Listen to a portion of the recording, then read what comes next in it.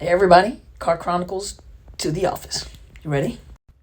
Why does the new supply come after me? Why does the new supply so hard? Why do they come after me the way that they do? First, let's understand the facade, the illusion that has been presented to the new supply.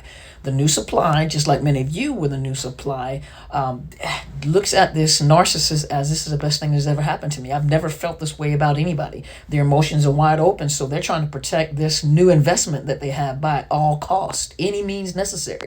And when the narcissist introduce themselves to the new supply, they introduce themselves to the new supply with all of your characteristics, all of your traits. Remember, the narcissist doesn't have their own core personality. They take whatever it was that was valuable, that was a valuable asset for you, your personality, the way you talk, the way that you communicate with people. They took that and they present that to the new supply.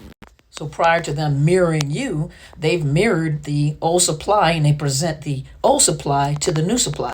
Now, you have to remember that a narcissist is dramatic anyway. So one thing they do enjoy very much is triangulation. Well, triangulation makes them feel powerful because they have all these people that they can pull into this triangle. Is in this case, it is the new supply. They pull in and they triangulate. So they have this new supply fighting the old supply on their behalf where they look perfectly innocent. But remember the information and the projection of all their bad traits, their bad habits, everything that is just foul about them, they have projected on you. So now it's this woe is me victim's mentality that they present to this new supply. So what does the new supply do? Like many of the old supply have done, is to protect that narcissist at all costs. How can someone do you like this when you're so good and all these things? I've never had anything like this before.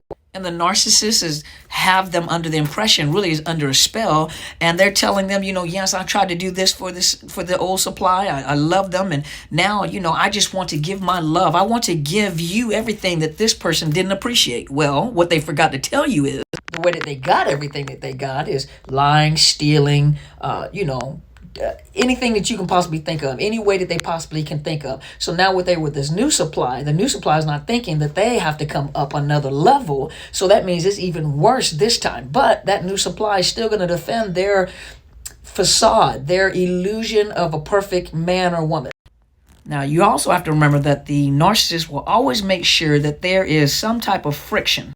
Always keeping that new supply on edge, always keeping them walking on eggshells to fight for what the narcissist makes them feel is valuable, which is them. How do they do that? Go to part 2. Car to the Office Chronicles. Why does the narcissist supply come after me that way? So as I was going through part 1, in part 2, I wanted to say that the narcissist is always going to keep the new supply on eggshells. So number 1, when they are trying to love bomb them and trying to pull them to them, impress them, they're going to say they're going to smear campaign your name. Just put it that way. They're going to smear your name. They're going to talk about all the negative things. Really what they're doing is they're projecting their bad characteristics, their traits, their bad habits, and they are projecting those onto the old supply. So the new supply not only is introduced to the old supply through their behaviors because the narcissist has mirrored the old supply. So the only way that they can pull is using your good traits to pull the new supply. And as they pull that new supply, then they begin to mirror that new supply. But in the meantime, your name is being smeared. What is happening is that narcissist is projecting their bad traits onto you. So if they were, let's say, inconsistent, if they are non-reliable, if they're poor with finances, then it becomes you. You're the one that's bad with finances. You're irresponsible. Everything that narcissist is, they put it on you, and that's how they present it to the new supply.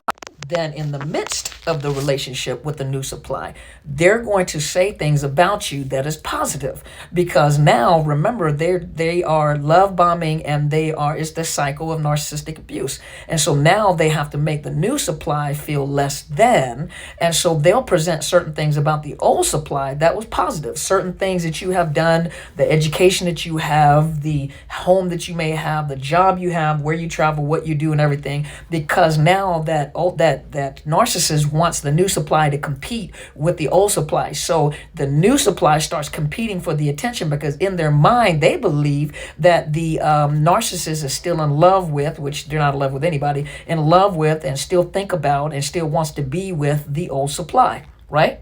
So they make sure that they say things, whether it's negative or positive, to always have that new supply thinking about the old supply.